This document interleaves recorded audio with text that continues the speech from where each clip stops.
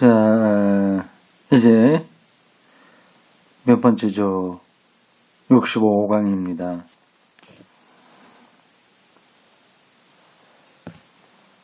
(329쪽입니다) 새로운 챕터가 또 시작했습니다. 15장입니다. 15장을 쓴 학자 이름을 보겠습니다. 볼프강 트릴링입니다. 볼프강 트릴링.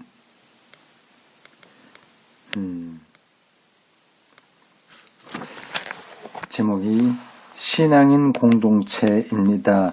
교회를 가리키겠죠. 신앙인 공동체입니다. 교회인데 사람이 모인 거죠. 하나님 나라, 하나님의 집 하는데 결국 사람이 모였으니 제3부 새로운 인간에 속하는 게 맞습니다. 329쪽 시작하겠습니다. 신앙인, 즉 그리스도교 신자는 타인과 공동체를 이룸으로써 다른 사람이죠. 같이 믿는 사람들이죠. 믿지 않는 사람들과의 공동체가 아니라 믿는 사람들 사이에 공동체를 이룸으로써 이루어진다. 다시요. 신앙인, 즉 그리스도교 신자는 타인과 공동체를 이룸으로써 이루어진다. 기독교 신자가 된다는 게 공동체에서 가능하다는 얘기입니다. 혼자서는 기독교인이라고 할 필요가 자체가 없는 거죠. 그냥 예수를 아는 사람, 예수를 믿는 사람, 하나님을 믿는 사람,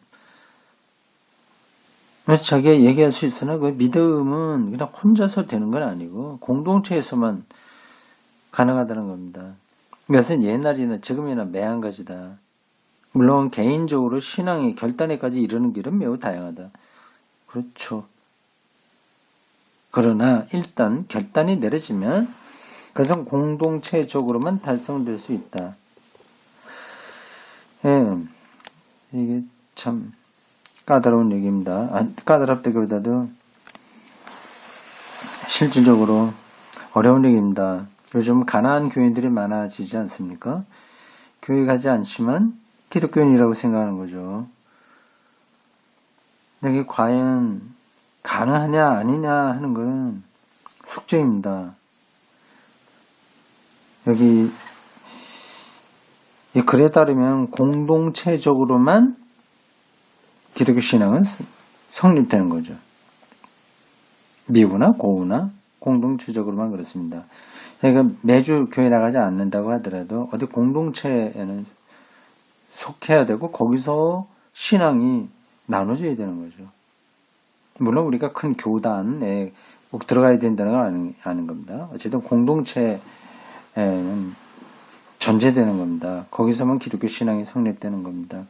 처음부터 신앙인 공동체 안에서 나서 미리 주어진 신앙인 가정과 교육 환경에서 자란 사람들이라도 스스로 신앙이 결단해야 하며 신앙에 의한 공동체 생활을 하기로 결단을 해야 하는 것이다. 어디 공동체에 내가 속했다, 함께 한다 하는 것을 결단해야 되는 거죠. 그리스도교 신자로서 신앙을 지키는 사람들의 단체를 오늘날 대체로 신앙인 공동체, 크리스천 커뮤니티 또는 처치, 교회라고 한다. 이게 독일어로는 아마 크리스틀리히의 게마인데라고 할 겁니다. 신앙인 공동체요. 공동체. 커뮤니티하고 게마인데라고 하는 좀 독일어로 의미가 다른데 보통 독일에서 교회를 게마인데 이렇게 많이 부릅니다. 설교자들이 설교할 때도 리버 게마인데 이렇게 해요. 공동체 여러분 이런 거죠. 살아가는 공동체 여러분 리버 게마인데 신앙인 크리스틀리히 게마인데 또는 교회 독일어로 키르헤 라고 한다. 이 두 가지 말에는 약간 구별되는 관념과 견해가 따를 수 있다. 그러나 거기에는 늘 공통되는 핵심이 있어서 판단 기준이 된다. 이제 이 핵심을 추구해보자. 우리는 지금 그 카톨릭 신학자들이 주로 쓰고 있는 대목을 읽고 있는 중입니다. 가톨릭 신학자가 썼다고 하더라도 우리 개신교 입장에서 크게 불편한 건 없죠. 네. 교회라는 히라버, 독일어로 키르헤예요. 키르헤라는 히라버는 독일어 키르헤, 이거는 헬라어 퀴리아케에서 온 말인데, 주님에게 속한 것, 주님의 단체라는 뜻이다. 퀴리아케, 퀴리에 주님이라는 뜻이죠. 아케, 퀴리에 아케, 속한 것. 그렇게 연결이 되네요. 퀴리헤는 퀴리오스, 주님이라고 하는 거고 연관되는 단어입니다. 종교개혁 이후 이 말은 주로 가견적인 구조와 세계적인 형태를 가리키는 말이 되었다. 아이고, 이건 또 무슨 단어예요? 가견적이라는 말이 이게 전혀 쓰지 않는 단어인데 이 번역자가 이런 단어를 썼을까요? 가견적인, 볼 수 있는 구조라는 뜻이에요. 가시적인, 그렇죠. 가견이 아니라 가시적이라고 하는 게 맞을 것 같은데. 가시적인 구조와 세계적인 형태를 가리키는 말이 되었다. 세계 전체 보이는 교회, 공동체를 가리키는 말이 되었다. 루터 이래로 개신교에서는 신앙인 공동체의 내적 현실성과 이 현실성이 지방단체 안에서 실현되는 것을 강조하기 위하여 공동체, 게마인데, 앞에서 말한 단어입니다. 게마인데라는 말을 더 즐겨 사용하고 있다. 이게 키르케라는 것보다도 게마인데를 개신교에서는 많이 사용하고 있는 겁니다. 그러나 실제 내용상으로 보면 이 두 표현이 다 신약 성서에서 사용된 헬라어 에클레시아에서 유래한다. 에클레시아. 이 말은 각 지방 공동체를 가리키기도 하고, 그러니까 노회처럼요. 어느 지역의 교회, 지방에 있는 그런 어느 지역에 있는 교회를 가리키는 거예요. 가리키기도 하고, 에클레시아가 이렇게 모인다는 그런 뜻입니다. 영주가 회를 소집해서 사람들을 모을 때 쓰던 그 헬라어입니다. 에클레시아. 이게 교회를 가리키는 말로 들어오게 됐어요. 지방의 교회를 총칭하기도 한다. 이와 같이 공동체라는 말과 교회라는 말은 서로 바꾸어 사용할 수 있는 말이다. 지방 공동체도 에클레시아도 키리케라고 할 수 있고 세계 교회도 역시 공동체라고 할 수 있는 것이다. 간단한 설명이었습니다. 언어적인 설명이었어요. 앞으로 우리는 아래 네 가지 점을 생각해 봐야 되겠다. 신앙인 공동체라고 하는 점에서 네 가지 점 보려고 합니다. 일단 간략하게 네 가지를 설명합니다. 첫째로 신앙인 공동체는 교회의 기원을 추구한다. 처음 시작을 추구한다. 초심으로 돌아가자라고 하는 말과 같습니다. 기원, 예수 그리스도죠. 여기서는 역사상의 예수, 그분의 파견과 그분이 모으신 제자들의 단체를 다룬다. 사도적인 신앙의 원천으로 돌아가는 거죠. 둘째로 부활 후의 신앙인 공동체 형성의 발단을 알아본다. 교회는 부활 공동체입니다. 부활 경험에 의해서 모인 사람들인 거죠. 협의로 본 바울의 선교 지역의 이방인 그리스도교 신자 단체를 포함한 교회의 창설 시기까지 소급해서 관찰한다. 셋째로 사도 후 시대 포스트 어퍼슬스 사도 후 시대, 즉 사도들의 직접 활동은 끝났으나 속사도 시대죠. 아직도 신학 성서의 증언이 활발하던 시기의 신앙인 공동체와 그 조직의 특성들을 얼마간 들어본다. 재밌겠죠? 아주 옛날로 거슬러 올라가서 역사적 예수, 부르심과 파견 그런 것도 좀 찾아보고 부활 공동체로서의 자리매김도 찾아보고 사도들의 역할이 끝났으나 영향력은 여전했던 시대의 특성도 알아보고 다음 마지막 네 번째로 직무와 신앙인 공동체와의 관계에 관하여 관찰함으로써 오늘의 문제를 해결하는 방향을 잡는 대로 자료를 합니다. 이 직무라 맡은 일이잖아요. 맡은 일. 은사죠. 사제, 목사, 장로 이런 것들이 직무라고 하는데 이런 거하고 교회 안에서의 직무와 공동체의 관계 보자고 하는 겁니다. 근데 이건 요 15장은 교회론이라고 할 수 있습니다. 교회가 무엇인가에 대한 대답입니다. 네 가지를 이제 조금 풀어 설명합니다. 1. 신앙인 공동체의 기원. 처음 교회가 공동체로서 어떻게 시작했냐 하는 겁니다. 신앙인 공동체의 역사적 기원은 어디 있는가? 사람들이 어떻게 그리스도교 신앙인 공동체를 형성하기 시작했는가? 그리고 왜 그것을 형성했는가? 그게 우리 현재 교회의 역사적 출발점입니다. 기원은 부활 현현 퀘스천 마크입니다. 소제목이에요. 부활로 인해서 교회 제자들이 다시 모이기 시작했다. 그게 답이냐 하는 겁니다. 많은 사람들이 이 문제에 다음과 같이 대답하고 있다. 신앙인 공동체의 기원은 예수께서 죽으신 다음에 살아계신 분으로서 자기 자신을 증거하셨다고 하는 특이한 사건에 있다. 자기를 살아있는 자로 보이셨다고 하는 거죠. 특이한 사건. 그걸 보통 부활이라고 하는 겁니다. 예수의 현현이라는 사건은 예수의 일생을 실패하는 것으로 보지 않고 오히려 계속되게 한 계기로 보게 했다. 이 예수의 일이 제자들을 또한 서로 결속해 했으며 이 일을 지지하는 사람들 간의 공동체 의식을 조성했다.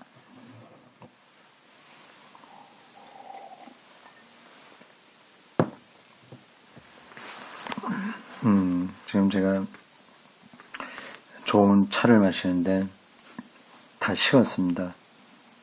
그래도 향기가 괜찮네요. 제가 다도를 아는 건 아니지만 인간 삶, 먹을거리, 사물들, 향기, 냄새, 맛 이런 것에 대한 이해는 조금 있어서 이 차를 마시는 행위가 뭔지 조금은 느끼고 있습니다.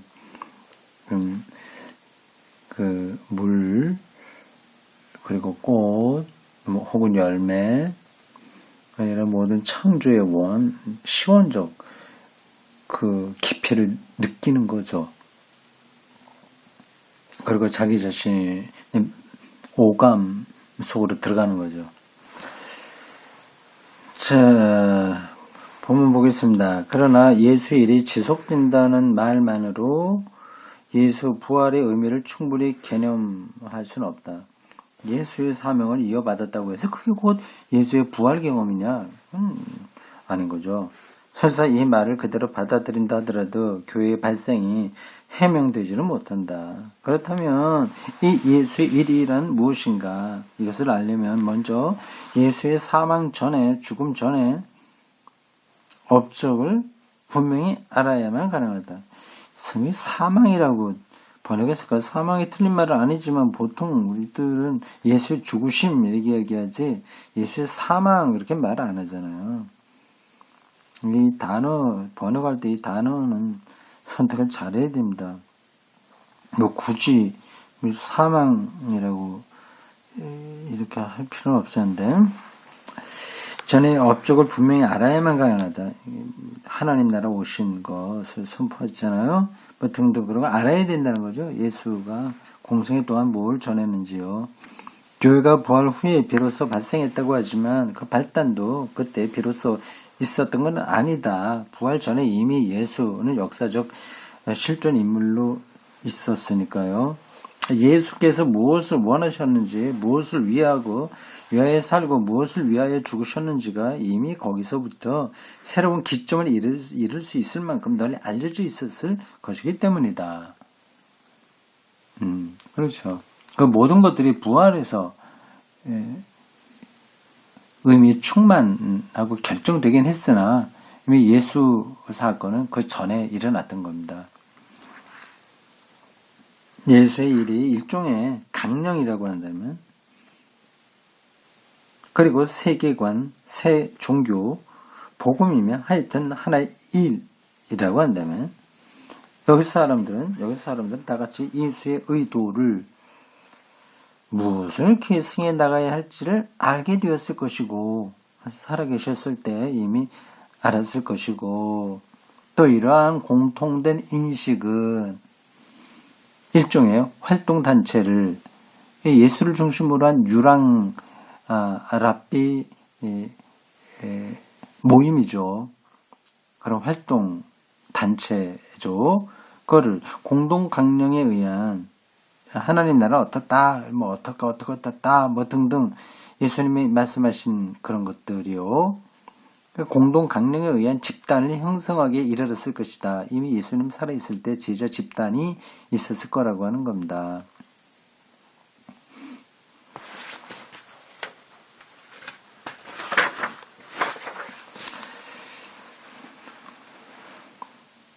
그러나 우리가 알 수 있는 한에서 그 공동체 자체로서는 처음부터 다른 자각을 가지고 있었으니 그것은 예수 자신을 통하여 예수 자신 안에서 수립되어 지속되는 공동체로서의 자각이었다. 조금 까다로운 편이에요. 공동체 자체로서는 다른 자각을 가지고 있었다. 예수와는 다른 자각이다. 그럴 수 있죠. 예수가 말씀하신 것과 다른 관점이 있을 수 있는 거죠. 예수는 하나님 나라를 선포했으나 그 공동체는 그 하나님 나라를 예수와 동일시할 수 있었던 거죠. 바꿔 말해서 그들은 하나님이 나사렛 예수 안에 작용하신 일들, 즉 예수의 복음과 죽음과 부활을 통하여 그리고 부활 후에 자기의 영을 파견하심으로써 설립하신 공동체로 자신을 이해했다. 예수는 그런 공동체를 설립할 뜻이 없었거나 의도하지 않았는데 이 공동체는 그걸 생각한 거죠. 그렇다는 겁니다. 부활하신 분의 현현은 그 전에 일반 대중보다 예수와 더 친근했던 사람들에게 이루어졌다. 특별한 소수의 사람들에게만 예수의 현현이 발생했습니다. 바울의 설명에 따르면 제자들 그리고 예수의 형제 동생들 그리고 한 500여 사람들 500여 명 맞죠? 그거 참 제가 그 숫자를 헷갈리고 있네요. 그리고 만삭되지 못해서 난자와 같은 자기 뭐 등등 그렇게 되어 있습니다. 그럼 뭐 정확하게 숫자로 결정하기 힘들어요. 그 당시 전승들 전에서 교회 안에서 전해져 내려오는 그런 전통들을 바울이 그대로 따온 거 아니겠습니까? 부활 체험은 대개 예수를 개인적으로 잘 알고 그와 연결되어 있던 사람들에게 이루어졌다. 복음서에 묘사된 대로 그들은 예수를 재인식하게 되었다. 새롭게 보게 된 거죠. 확실히 모두가 이 현현을 기상천외의 사실로 미리 예상할 수 없었으므로 경악하면서 맞이했었다. 특별하게 경험한 거죠. 예수를 살아있는 자로 경험하게 된 거죠. 그게 어떤 건지는 우리가 다 모릅니다. 물론 이 체험만으로 그들의 확신을 가지고 전심전력으로 예수의 일에 투신한 이유를 설명할 수는 없다. 그렇죠. 그 경험 자체를 반신반의 할 수 있었으니까요. 그러나 이러한 일이 일어났던 것만은 사실이다. 특별한 경험을 했다고 하는 건 사실이다. 그러므로 예수의 복음 원의가 뭐야? 원래의 의미? 예수의 원이 없죠. 예수의 이 일에 대한 열성은 예수의 역사적 인품에 대한 열성과 불가분의 관계가 있다고 결론을 내려야 된다. 역사적으로 실존했던 예수에 대한 경험과 관계가 있는 거지, 그거 없이 부활 경험만으로 그들의 집단 공동체가 된 건 아니다. 그 뜻입니다. 일리가 있어요. 부활만으로는 그게 절대적이긴 하되, 빼놓을 수 없는 구성 요소긴 하되, 그것만으로 집단 공동체가 형성되기는 힘들다는 겁니다. 부활 후의 상황만으로서는 신앙의 공동체의 발생을 충분히 설명할 수가 없는 것이다.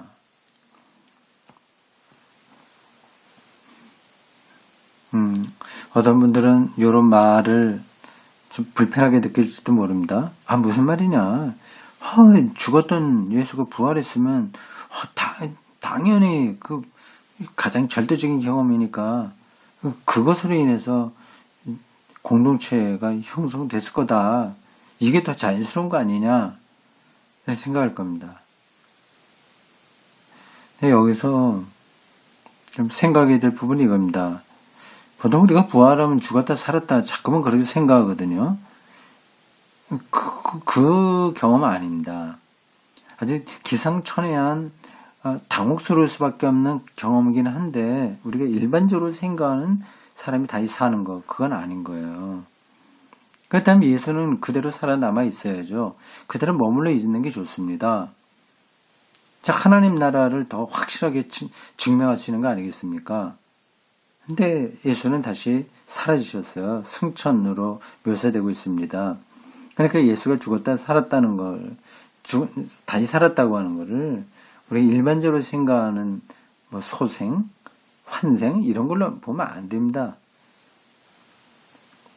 이제 그런 게 좀 정리가 돼야 부활 후의 상황만으로는 신앙의 공동체가 성립되기에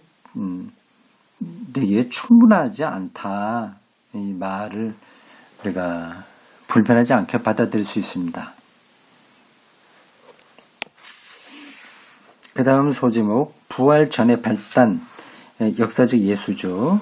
십자가에 달려 들어가신 그 예수 사건입니다. 좀 더 계속해서 부활 전의 교회 발단과 기원을 추구해보자. 여기서 우리는 미리 한 가지 알아둬야 되겠다. 여기서 우리가 다루는 것은 예수께서 신앙의 공동체를 원하셨느냐 또는 원하지 않으셨느냐, 장래를 미리 생각해서 장래를 기대하고 하신 일이냐 하는 흔히 되는 문제가 아니다. 이건 그렇게 중요한 게 아닌 거죠.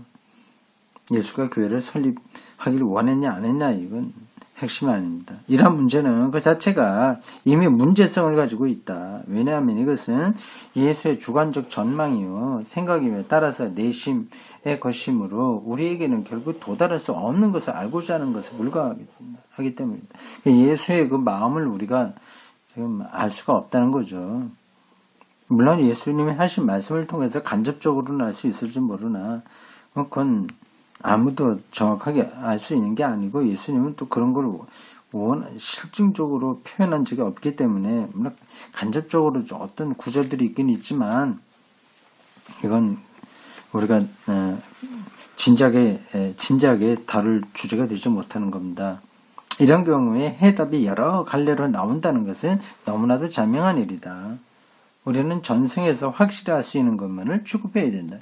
그러니까 예수가 이 교회를 원했다, 안 했다, 여러 가지 대답이 가능하니까, 그거를 더 이상 왈가왈부 붙들고 있을 필요가 없다는 거죠. 그래서 확실한 것만 우리가 붙들자고 하는 겁니다.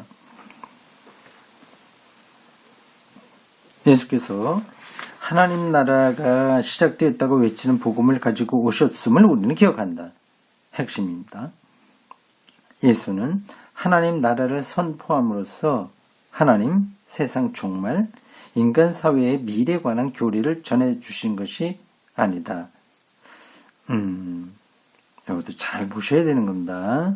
하나님 나라 선포가 어떤 교리적인 것을 말하려고 하는 게 아니다.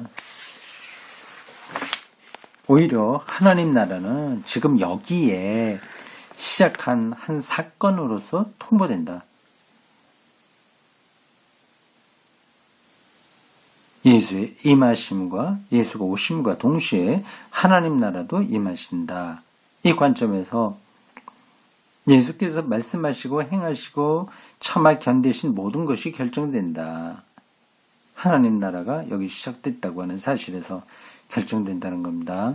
이것은 사람에게는 취소할 수 없는 마지막 때가 왔다는 것이며 따라서 궁극적 결단의 시기가 왔다는 것을 의미한다.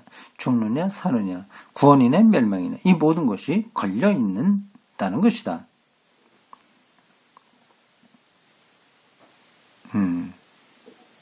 하나님 나라가 임하셨다고 하는 것은 이러한 절체절명의 것을 요구하는 겁니다. 그런 것들을 다 놓치고 우리는 느슨하게 하나님 나라가 왔다고 그래, 참 좋지, 우린 구원받지, 뭐 이런 정도로 넘어가죠. 예수는 홀로 계시지 않는다. 하나님 나라의 선포는 매우 긴박한 것이므로 어디에서나 가능한 대로 시급히 이 복음 선포가 보급되어야 한다. 하나님 나라, 하나님의 통치, 하나님의 현존을 얘기하는 겁니다. 여기에서 보조자와 협력자가 필요하다. 예수께서 처음부터 제자들을 모으셨다는 네 복음서의 전승은, 사복음서 잘못하면 요한복음으로 착각할 수 있습니다. 제4복음, 요한복음이 아니라 네 가지 복음 네 권 다 가르칩니다. 이 전승은 확실한 것이다. 그렇죠.